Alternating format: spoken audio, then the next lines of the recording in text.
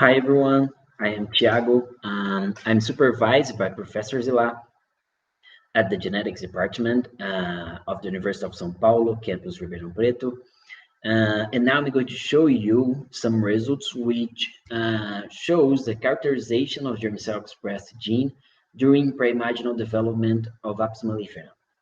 First of all, germ cell expressed and methylpre intolerant are paralogs genes. They just emerged by gene duplication over the time, and they belong to the same protein family known as basic helix loop helix spes. All protein belonging to this family are characteristic, being a transcription factor which presents the functional motif BHLH pass, which is the basic helix loop helix pass functional motif. In the nature, we can find some organisms which present these two forms, methylpre and germ cell expressed, such as Drosophila melanogaster, and some organisms just present one sequence. For example, Apis mellifera, which is the organism model which we will study during this research.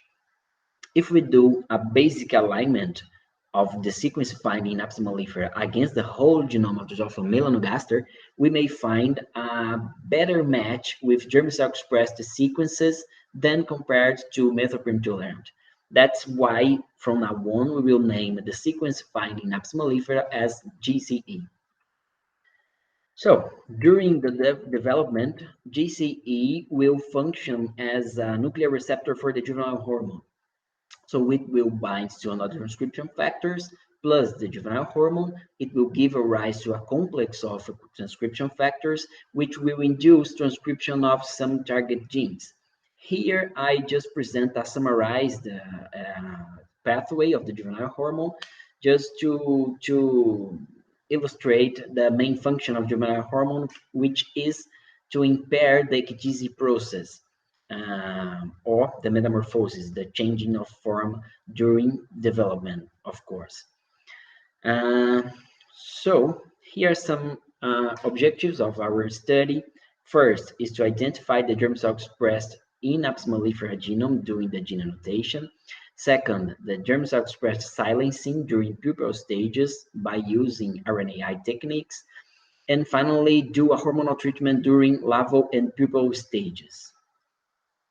Here we can see the gene notation, and the boxes just represent exons and the lines are corresponding to introns.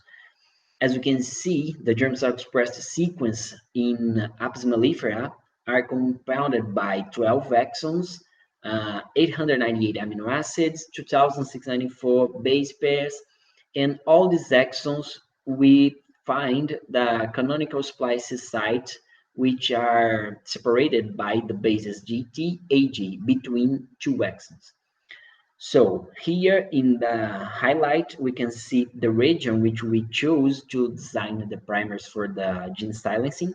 As you can see, it is a region composed by 404 base pairs, and it is located in the 8th exon. For doing the double-stranded RNA synthesis, we just attached a T7 region to the primer shown before. We did the amplification, some purification, ligated to a vector, a topo vector. We just transfected inside E. coli. We cloned the sequences, just selected colonies which has the fragment by visual screening. After we did a diagnostic PCR to ensure which colonies had incorporated these fragments, and then the in vitro transcription by RiboMax T7 system. For the gene silencing, we just injected inside pink-eyed puppy. I will explain why we choose this stage of workers. We did 2 dosages, 0.5 micrograms and 2 micrograms. We kept these puppy inside an incubator for 34 hours Celsius and 70% humidity. It is just the colony conditions. And after we just used the liquid nitrogen to sampling these organisms. Here we have just the expression profile of group homologs 1 and germ cell expressed during the pre-imaginal development. As we can see, we have some, the group homolog are known to be a good marker of juvenile hormones during the development. And close to the stage we choose, we have a slightly peak of the juvenile hormone. And just after this slightly peak, we have a huge peak of expression of the GCE. So that's why we choose pink-eyed puppy, because we just decided to take before this huge peak of germ cell expressed. As you can see, we got some interesting results. We got around 40% of reduction of the transcripts in the organism, just measuring by qPCR. The dosage was not so significant when looking to the transcript levels, but when looking to the phenotypic effects, we can see a more pronounced effect on the 2 micrograms dosage than those observed in 0.5 micrograms. The control group are here just to show there was no phenotypic effect. If we look at the literature, we can see JH deficiency are characterized by a cortical blackening. In 2019, Zhu and collaborators just did the methylprednisolone tolerant knockout, which is a paralogs gene of germ cell expressed, and they find some larvae with black-net cuticles, as we just corroborate these results with our puppy.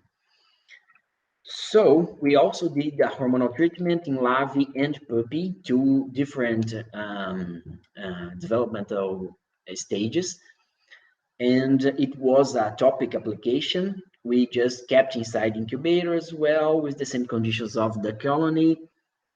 We used 0.5 micrograms for larvae and 3 micrograms for pupae. And here, as we can see, we got some interesting results as well. For larvae, we did 2 sampling points, 1.5 hours after treatment and 24 hours after treatment.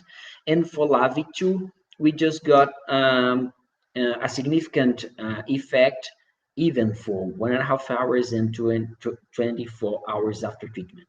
And for the pupae, we did not find any response to the hormonal stimuli during these stages.